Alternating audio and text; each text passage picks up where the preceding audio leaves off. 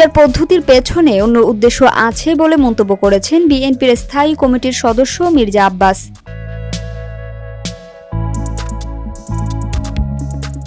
তিনি বলেন, পিআর পদ্ধতির পেছনে উদ্দেশ্য আছে। উদ্দেশ্য হলো কেউ বলল করব, কেউ বলল করব না, অর্থাৎ এক পর্যায়ে বলবে এ কারণে নির্বাচন হচ্ছে না, সুতরাং আরও কিছুদিন সময় বাড়িয়ে দিতে হবে।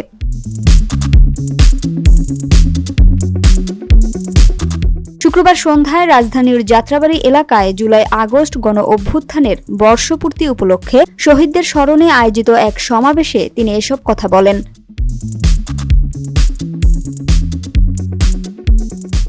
মির্জা আব্বাস বলেন, নির্বাচন দিতে এত গড়িমসি কেন আমি বুঝতে পারি না। আমি একটা জিনিস বুঝতে পারি, জাস্টিস ডিলেড, জাস্টিস ডিনাইড, অর্থাৎ বিচারক যদি দেরি করেন বুঝতে হবে বিচারক রায় ভালো দেবেন না।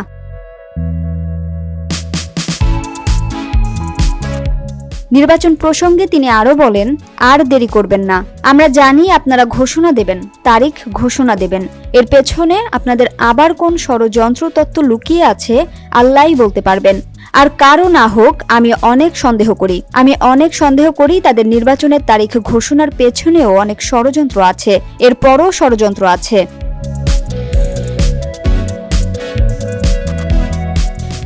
দেশের মানুষকে জোর করে ইভিএম খাওয়ানো যায়নি, পিআর পদ্ধতিও খাওয়ানো যাবে না মন্তব্য করে মির্জা আব্বাস বলেন, এই দেশের লোককে ইভিএম পদ্ধতি খাওয়াতে চেয়েছিল হাসিনা, এদেশের লোক গিলেনি, সুতরাং আপনাদের পিআর পদ্ধতিও কেউ গিলবে না, এ কথা মনে রাখেন।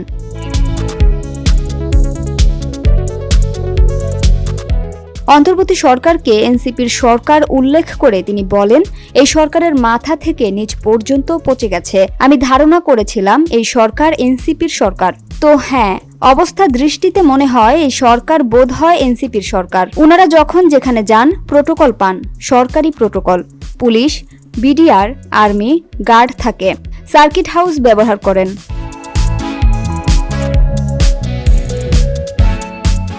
তিনি বলেন, আমরাও তো বহু যাই, বহু গেলাম, আমরা তো পেলাম না।